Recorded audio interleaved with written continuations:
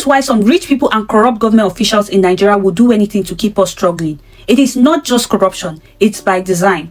In those countries where Nigerians japa to, every type of labor, including menial jobs such as plumbing, tailoring, hairdressing, must be paid the legally mandated minimum wage per hour. And that minimum wage isn't picked randomly. It's calculated based on the actual cost of living. This means that whether or not you went to school, as long as you provide value, and I will stress on this later, your time has a set price per hour. And if you work 40 hours per week, you'll be able to afford the basic minimum of food and shelter. But in Nigeria, there is no enforcement for fair wages. The government throws a random number as minimum wage without checking if it covers the actual cost of living. Worst, most employers do not even bother to follow it because nobody holds them accountable. And this isn't because someone is not doing their job. It is intentional. They need cheap labor to maintain their comfort. They need people to clean their homes, mow their lawns, drive them around for peanuts. So they keep people desperate enough to take anything just to survive. Now imagine if all skilled and non-critical jobs were paid a fair, livable wage. What would happen? People wouldn't accept being underpaid. The rich would hire fewer workers, not because they don't need them, but because paying them fairly would force them to rethink their excesses. Now, before you assume this will mean fewer jobs, no, every skill is necessary. Carpenters, hairdressers, tailors, plumbers, society needs all the skills to run. But instead of workers being exploited, they will be properly compensated, ensuring everybody lives decently. This is what will start closing the gap between the rich and the poor. And this is why they don't want it to happen. So what needs to change? We must demand that minimum wage reflects real life expenses. If the government says 70,000 naira per month, amounting to 840,000 naira per year, is sufficient, then they must enforce regulations enforcing that, for example, rent for a standard 2-bedroom flat in a regular neighborhood does not exceed